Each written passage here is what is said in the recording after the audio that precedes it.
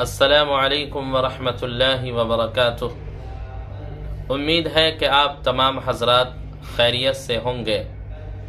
آپ تمام حضرات سے ایک چھوٹی سی درخواست ہے کہ میرے چینل کو سبسکرائب کر دیں۔ انشاءاللہ تفسیر کے تعلق سے اچھی ویڈیو جاری کی جائے گی۔ بہرحال الحمدللہ کفا وسلام علی عبادہ الذین اصطفی اما بعد۔ کل اس تعلق سے بات آئی تھی کہ ہم سب کے آقا حضرت محمد مصطفیٰ صلی اللہ علیہ وسلم پر قرآن کریم کا نزول کتنے طریقوں سے ہوا۔ اب آج اس تعلق سے بات ہوگی کہ ہم اور آپ جب قرآن کریم کی تلاوت کرتے ہیں تو بعض سورتوں کے شروع میں مکیہ لکھا رہتا ہے اور بعض سورتوں کے شروع میں مدنیہ لکھا رہتا ہے۔ اب مکیہ کا مطلب کیا ہے اور مدنیہ کا مطلب کیا ہے؟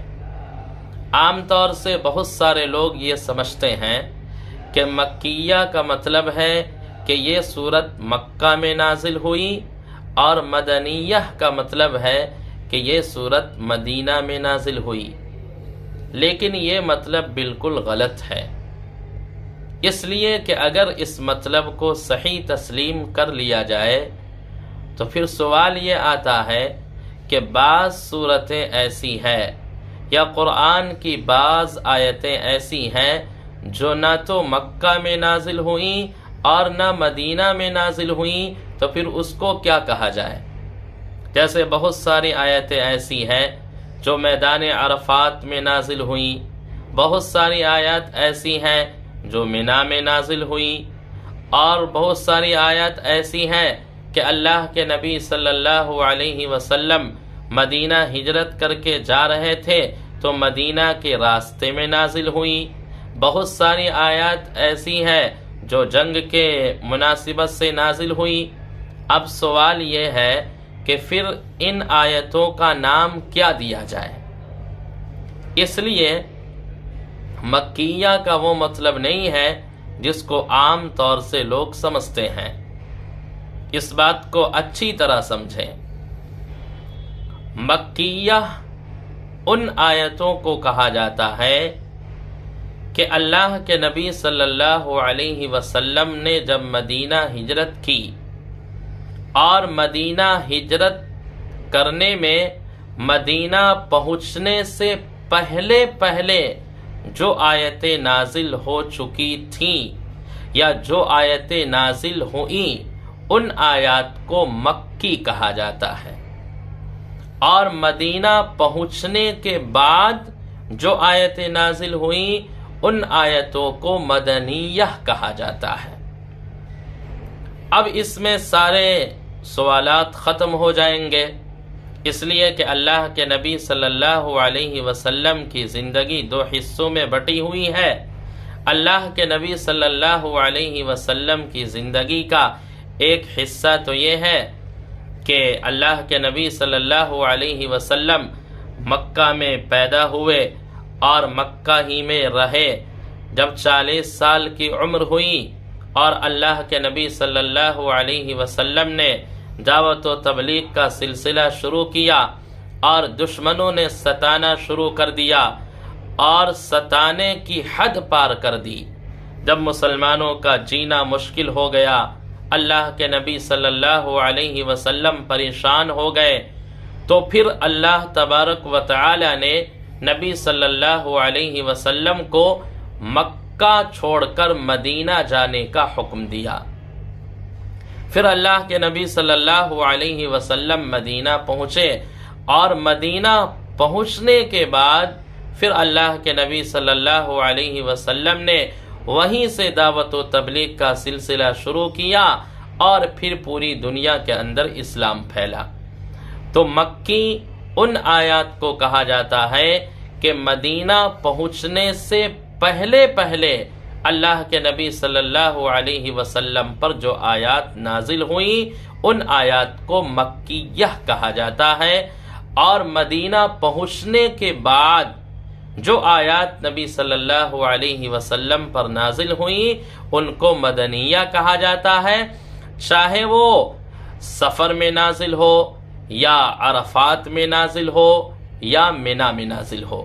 یہ مکیہ اور مدنیہ کی تعریف ہے جو مفسرین اعظام نے کی ہے۔ اب آگے چلتے ہیں۔ قرآن کریم کی سب سے پہلی سورت سورۃ الفاتحہ ہے۔ سورۃ الفاتحہ بہت ہی فضیلت والی سورت ہے، اور اسی اہم سورت سے قرآن کریم کا آغاز ہوتا ہے۔ اور جب ہم اور آپ نماز پڑھتے ہیں تو اپنی نماز میں قرآن کی تلاوت کی شروعات بھی اسی سورت سے کرتے ہیں، اور نماز میں سب سے پہلے سورۃ الفاتحہ ہی کی تلاوت کی جاتی ہے۔ اس کے علاوہ سورۃ الفاتحہ کو ام الکتاب کہا جاتا ہے، یعنی ساری کتاب، یعنی قرآن کریم کی اصل، قرآن کریم کی بنیاد۔ اسی طرح سورۃ الفاتحہ کا نام ام القرآن ہے، قرآن کریم کی اصل، قرآن کریم کی بنیاد۔ اس کی وجہ یہ ہے کہ پورے قرآن کریم کا مقصد ایمان اور عمل صالح ہے، نیک عمل، اور سورۃ الفاتحہ میں ان دو چیزوں کی بنیاد کو مختصر انداز میں بیان کر دیا گیا۔ مثال کے طور پر سورۃ الفاتحہ میں ہم پڑھتے ہیں اہدنا الصراط المستقیم۔ ہم اللہ سے دعا کرتے ہیں کہ اے اللہ تو مجھے سیدھا راستہ دکھلا۔ اب سیدھا راستہ کون ہے؟ پورے قرآن کریم میں سیدھے راستے کی تفصیل بیان کر دی گئی۔ تو سورۃ الفاتحہ کو جو ام القرآن کہا جاتا ہے یا ام الکتاب کہا جاتا ہے کہ کتاب کی اصل، قرآن کی اصل، اس کی وجہ یہی ہے کہ جن باتوں کو سورہ فاتحہ میں متن کے طور پر بیان کیا گیا انہی باتوں کی تشریح پورے قرآن کریم میں مفصل طریقے سے کی گئی ہے۔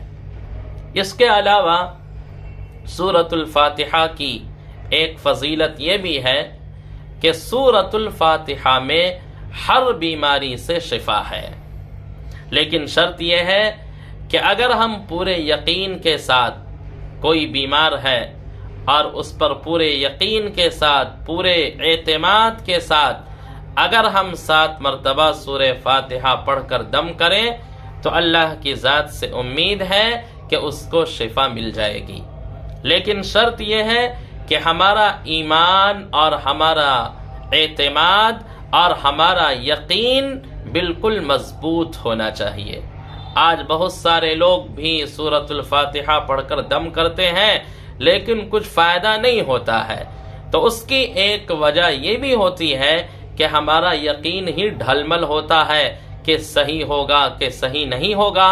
آج کے حالات میں بھی جن لوگوں کا یقین بالکل پختہ ہے اور اللہ کے نبی صلی اللہ علیہ وسلم نے جو فرمایا اس کو بالکل صحیح مانتے ہیں اور پورے یقین اور پورے اعتماد کے ساتھ سورہ فاتحہ پڑھ کر دم کرتے ہیں، اس کو شفا ملتی ہے اور انشاءاللہ قیامت تک ملتی رہے گی۔